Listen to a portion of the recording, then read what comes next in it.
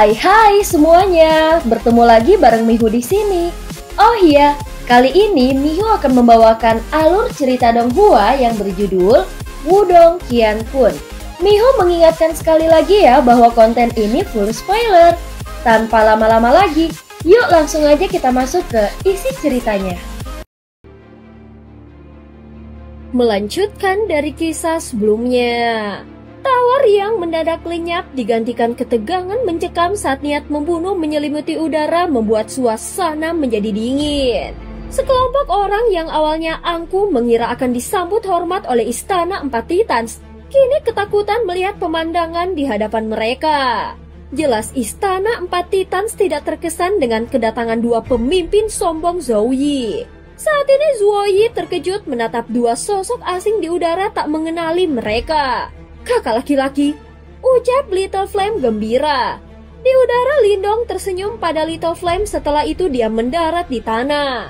Hahaha, saudara Lindong, kau akhirnya kembali, ucap trio Komandan Iblis Naga Langit sedikit terkejut.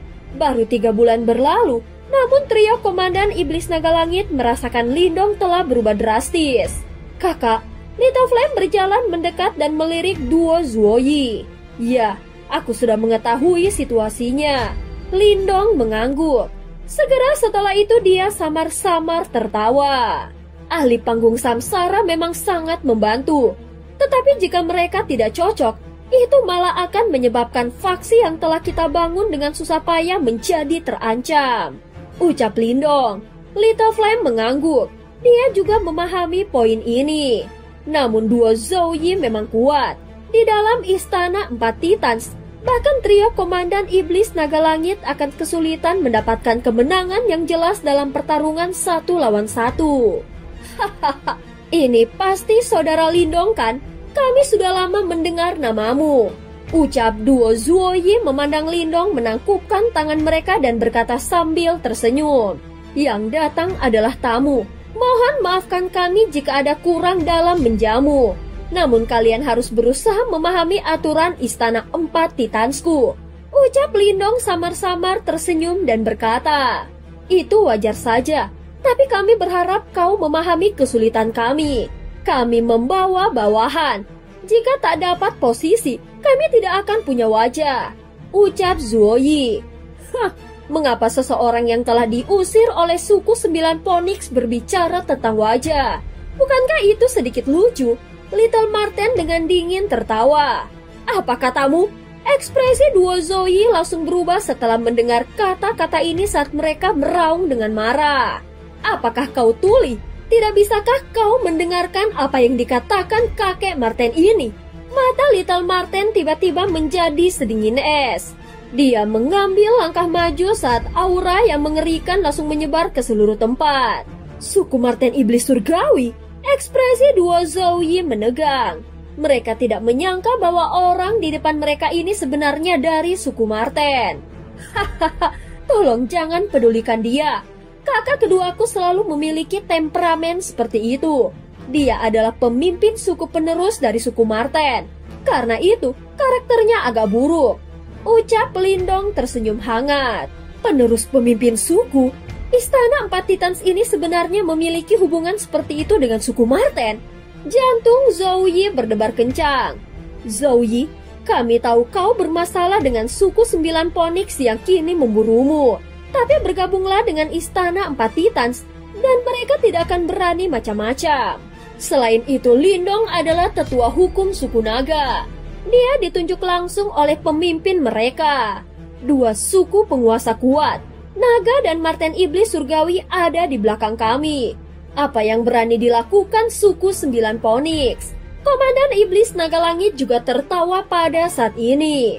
Suku Marten Iblis Surgawi dan suku Naga. Dua Zhou Yi saling berhadapan, jelas mendengar ini mereka tercengang. Aku tahu kalian punya dendam dengan tetua 9 Phoenix. Aku tidak bisa menjamin apapun. Tetapi Istana Empat Titans adalah satu-satunya kesempatanmu untuk balas dendam dan menghindari kejaran mereka, ucap Lindong tersenyum tipis menatap duo Zhou Yi yang gelisah. Wajah duo Zhou Yi menggelap, mata mereka memancarkan kebencian. Reputasi mereka sebagai ahli top wilayah pasir barat telah hancur lebur. Bahkan mereka terpaksa melarikan diri dan mencari perlindungan. Bagaimana mungkin kami lupa? Kami pasti akan mengubah anjing tua itu menjadi daging cincang. Zoe menunduk pada Lindong, menangkupkan kedua tangannya. Saudara Lindong, kami mengerti maksudmu. Kami terlalu arogan sebelumnya. Mohon maafkanlah kesalahan kami. Saat ini mereka akhirnya sadar tak ada pilihan lain selain bergabung dengan Istana Empat Titans jika mereka ingin balas dendam. Istana Empat Titans punya aturan ketat. Bergabung berarti menjadi bagian dari kami. Tak mematuhi aturan, kalian pasti bisa menebak akibatnya, ucap Lindong. Dua Zoe saling memandang lalu mengangguk. Melihat kesombongan mereka luntur, Lindong menyilangkan jarinya tersenyum tipis. Jadi sekarang apakah kalian masih ingin posisi pemimpin di Istana Empat Titans? Saudara Lindong benar-benar tahu cara bercanda. Kami sudah sangat berterima kasih bahwa kau telah menerima kami. Kami tidak berani membuat permintaan berlebihan seperti itu, ucap Zoe tertawa pahit. Aku bisa memberi kalian berdua kesempatan jika kalian ingin memiliki posisi pemimpin di Istana Empat Titans. Apakah kalian dapat menangkap kesempatan ini? Itu akan tergantung pada kemampuan kalian, ucap Lindong tersenyum tipis sambil melihat dua orang di bawah. Kesempatan seperti apa? Dua Zoe mengangkat kepala mereka. Serang bersama dan kalahkan aku, ucap Lindong. Mendengar kata-kata ini, seketika seluruh tempat menjadi gempar. Saudara Lindong, maksudmu kau ingin bertarung melawan kami berdua sendirian? Saat ini Zoe memiliki ekspresi yang aneh. Lindong mengangguk dan hampir tidak ada emosi dalam suaranya. Kenapa? Apakah kau tidak akan memanfaatkan kesempatan ini? Lindong jelas tahu bahwa duo Zoe adalah individu yang arogan dan angkuh. Meskipun karena keadaan mereka tidak punya banyak pilihan selain bergabung dengan Istana Empat Titans, tidak dapat dihindari bagi mereka untuk memiliki rencana rahasia. Oleh karena itu, satu-satunya cara untuk benar-benar menaklukkan mereka adalah dengan mengalahkan mereka sampai mereka tidak lagi memiliki nyali untuk memberontak. Hahaha, karena saudara Lindong ingin memenuhi keinginan kami tidak punya alasan untuk menolak, ucap Zoe tertawa terbahak-bahak. Zoe, pergi dan bertarung dengan saudara Lindong dulu. Saat ini Zoe dan Zhao tidak langsung menyerang bersama. Bagaimanapun, mereka masih harus bergantung pada Lindong di masa depan. Karena itu mereka tidak berani menyinggung perasaannya. Sebaliknya, Zhao menoleh dan menginstruksikan Zhao yang berdiri di sampingnya. Iya, Zhao mengangguk. Setelah itu dia menangkupkan tangannya ke arah Lindong dan tertawa. Saudara Lindong, maafkan aku. Segera Yuan Power dari tubuhnya meledak. Ki kehidupan dan ki kematian dalam Yuan Powernya menyatu dengan sempurna. Aku mendengar Tuan Lindong bisa menandingi ahli samsara meski hanya di tahap kematian mendalam. Hari ini, aku akan membuktikannya. Zhao Li tertawa, menghentakkan kaki lalu dengan kecepatan hantu dia muncul di depan Lindong dan melancarkan serangan telapak tangan yang brutal. Telapak tangan raksasa Zhao Li yang penuh ki kehidupan dan kematian melesat menuju Lindong menghancurkan udara di depannya. Namun saat ini Lindong hanya terdiam. Pupil matanya memantulkan serangan yang semakin besar tanpa ada tanda perlawanan.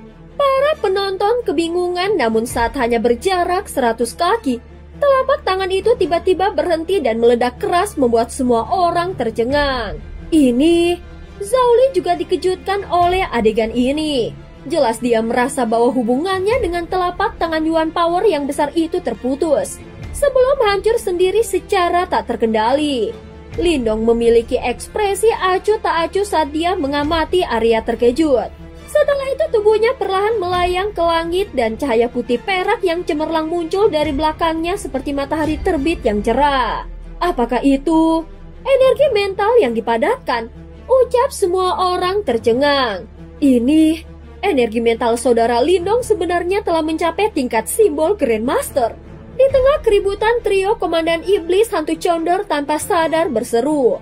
Di masa lalu, meskipun mereka tahu bahwa Lindong memiliki pencapaian besar dalam budidaya energi mental, Dia belum mencapai level simbol Grandmaster. Namun dia benar-benar menjadi sekuat ini hanya dalam waktu 3 bulan. Kalian berdua harus bertarung bersama. Kalau tidak, kalian hanya akan membuang kesempatan ini. Berdiri di langit, Lindong menatap duo Zhou Yi yang terkejut dan berbicara dengan senyum tipis. Energi mental saudara Lindong sebenarnya sekuat ini. Aku terlalu arogan. Ekspresi Zhou Yi juga menjadi sangat serius saat ini. Lagi pula, dia tahu betapa menakutkannya simbol Grandmaster. Meskipun tahap samsara secara teknis berada di level yang sama dengan level simbol Grandmaster, level simbol Grandmaster sedikit lebih kuat dalam pertarungan nyata. Ayo kita serang bersama. Zhou Yi berbalik ke arah Zhou Li sebelum dia berkata dengan suara rendah dan dalam. Segera dua aura besar dan kuat meletus dari dalam tubuh mereka. Segera setelah itu keduanya membentuk segel tangan. Kompas langit kehidupan kematian. Teriakan pelan tiba-tiba keluar dari mulut mereka. Setelah itu, kompas hitam dan putih itu segera mulai berputar dengan cepat menyebabkan retakan muncul di ruang sekitarnya. Saudara Lindong, ini adalah teknik pertahanan terkuat dari kami bersaudara.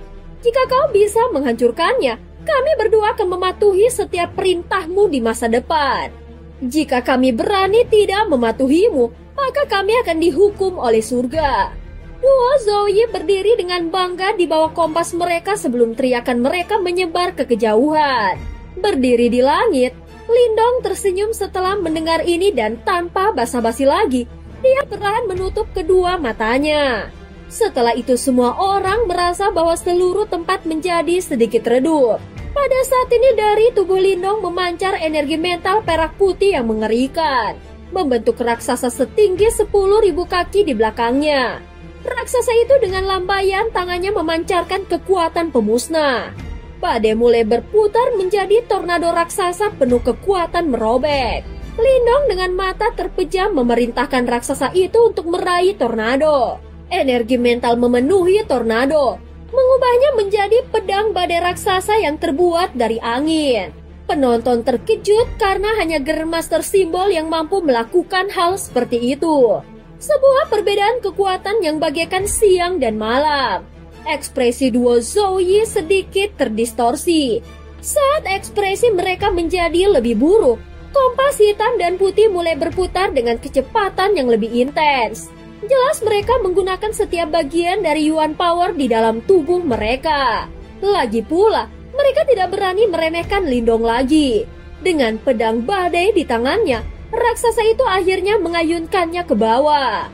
Pedang badai itu disertai dengan badai yang menakutkan saat menyapu. Bahkan badai liar menyebabkan gunung yang menjulang tinggi bergetar. Pedang simbol leluhur. Sebuah suara lembut terdengar di dalam hati Lindong setelah raksasa itu mengayunkan pedang badainya. Dari ujung pedang badai yang liar dan buas itu, sebuah simbol aneh yang samar-samar terlihat perlahan mulai menyebar. Ujung pedang itu memancarkan cahaya petir terang dengan simbol kuno di dalamnya. Seolah petir merobek langit. Badai itu bagai naga angin kuno menabrak kompas hitam putih raksasa. Ledakan dahsyat pun terjadi meruntuhkan arena dan membuat para penonton memuntahkan darah seraya mundur. Namun mata mereka tetap terpaku pada benturan pedang badai dan kompas. Cahaya semakin terang dan mata para penonton terbelalak saat mereka melihat retakan kecil muncul pada kompas hitam putih Zhou Yi. Bagaimana ini mungkin? Gumaman terpancar dari mulut duo Zhou Yi setelah mereka melihat banyak retakan bercahaya yang muncul di atas kepala mereka. Sementara itu mata mereka dipenuhi dengan ketidakpercayaan. Mereka sebenarnya tidak dapat memblokir satu serangan pun dari Lindong meski telah bergabung. Sementara seluruh arena menjadi sunyi, Lindong yang berdiri di langit perlahan membuka matanya. Kemudian dia melihat duo Zhou Yi yang tercengang dengan sikap acuh tak acuh. Sebelum suaranya yang samar bergema di tempat itu, kalian telah kalah. Ketika suara Lindong menyebar di langit, arena yang semula tenang berangsur-angsur berubah menjadi kegemparan. Kami kalah. Ekspresi tercengang di wajah duo Zhou Yi berlangsung cukup lama sebelum mereka secara bertahap mulai pulih. Terima kasih telah mengizinkanku untuk menang, ucap Lindong. Baiklah, Karena kalian berdua tertarik untuk bergabung dengan Istana Empat Titansku, kalian berdua akan menjadi penatua. Bawahan kalian juga akan menjadi bagian dari Istana Empat Titans. Namun kalian harus mematuhi aturan kami. Setelah kalian bergabung, kami tidak akan menunjukkan belas kasihan kepada siapapun yang tidak mematuhi aturan, ucap Lindong. Ya, saudara-saudara Zhao Yi mengangguk. Mereka juga mengerti bahwa mereka tidak memiliki kemampuan untuk mendisiplinkan bawahan mereka. Kalau tidak, bawahan mereka tidak akan menjadi gerombolan yang tersebar ini. Selain itu, Istana Empat Titan secara alami tidak akan membiarkan bawahan mereka menimbulkan masalah. Pada saat ini, kelompok Komandan Iblis Naga Langit diam-diam menghela nafas lega ketika mereka melihat bahwa duo Zhao Yi akhirnya menyerah. Tingkatkan intensitas latihan di hari-hari berikutnya. Sebuah peristiwa besar akan segera terjadi di daerah iblis dan Istana Empat Titans kita tidak boleh melewatkannya. Ucap Lindong menoleh dan melihat ke grup Komandan Iblis Naga Langit sebelum dia berkata, Istana Dewa Melahap akan muncul dalam waktu kurang dari sebulan, dan itu pasti akan menyebabkan keributan besar di daerah iblis. Oleh karena itu mereka harus melakukan beberapa persiapan. Lebih jauh lagi, meskipun sebagian besar individu tidak tahu apa yang ada di dalam Istana Dewa Melahap, tidak mungkin menyembunyikan informasi dalam waktu lama.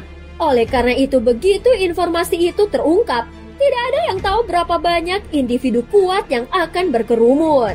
Pada saat itu sepertinya bukan tugas yang mudah untuk berhasil mendapatkan warisan dari Master Melahap. Naga Langit, kau akan bertanggung jawab untuk menangani penatua Zhao Yi dan Zhao Li. Buat mereka terbiasa dengan Istana Empat Titans dan atur tugas mereka. Baik, Komandan Iblis Naga Langit mengangguk dan menjawab. Lindong tidak berlama-lama setelah mengeluarkan instruksinya. Dia berbalik dan berjalan menuju aula utama. Segera Little Flame dan Little Marten mengikuti di belakangnya, meninggalkan banyak anggota Istana Empat Titans yang terpesona. Pada saat ini di dalam aula, terlihat Lindong, Little Marten, dan Little Flame saling bercakap. Kakak, sudahkah energi mentalmu naik ke level simbol Grandmaster? Di aula Little Flame bertanya dengan gembira. Itu benar, Lindong tersenyum dan mengangguk. Apakah Istana Empat Titans mengalami masalah selama periode waktu ini? Ucap Lindong menyipitkan matanya. Little Flame mengelola Istana Empat Titans sendirian setelah dia pergi.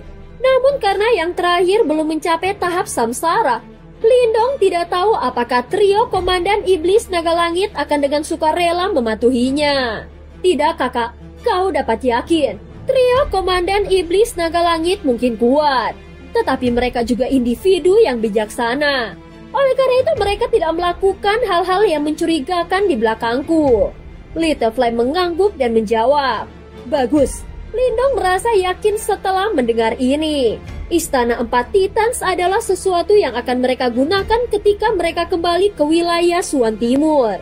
Oleh karena itu, jika trio Komandan Iblis Naga Langit mencoba membuat masalah, dia hanya bisa menjatuhkan mereka. Selain itu, seseorang dari suku Harimau Iblis datang mencariku belum lama ini.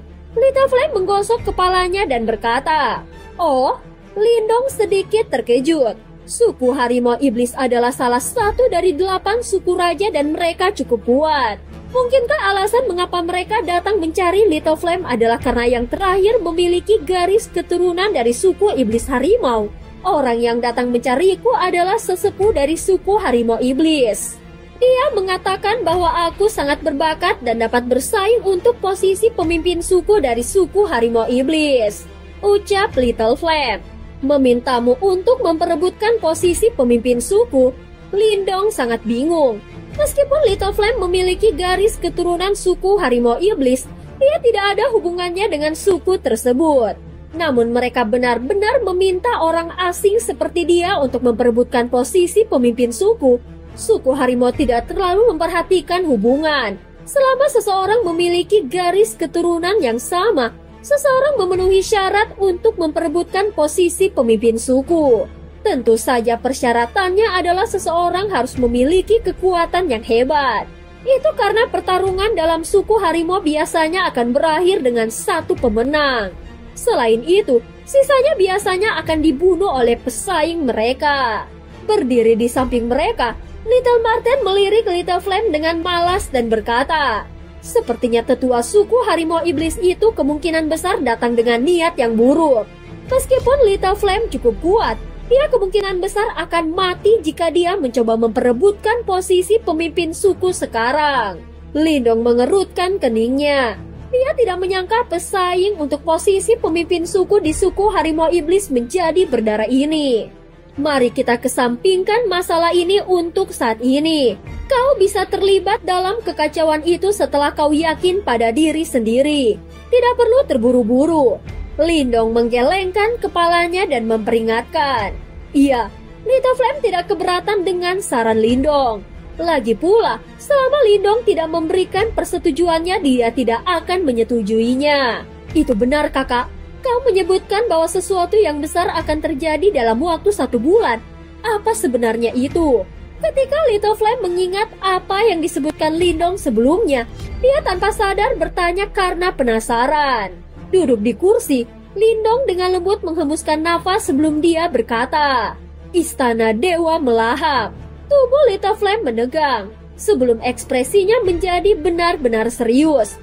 Singkat cerita, setelah kembali ke Istana 4 Titans, sisa hari-hari Lindong agak tenang dan damai. Pada saat ini Lindong duduk di atas aula yang terletak di puncak gunung. Saat ini dia mengabaikan banyak individu kuat dari Istana 4 Titans yang sedang berlatih di alun-alun di bawah. Dia merasakan sedikit kepuasan. Namun saat dia hendak pergi, ekspresinya tiba-tiba berubah sebelum dia mengangkat kepalanya. Kemudian mata hitam gelapnya berisi kegembiraan liar saat dia melihat ke arah langit utara yang jauh. Sebuah retakan muncul di antara alisnya. Sebelum mata misterius dari simbol leluhur muncul secara diam-diam. Setelah itu, visi Lindong tampaknya menembus ruang sebelum tiba di wilayah utara yang jauh. Retakan besar telah muncul di area itu.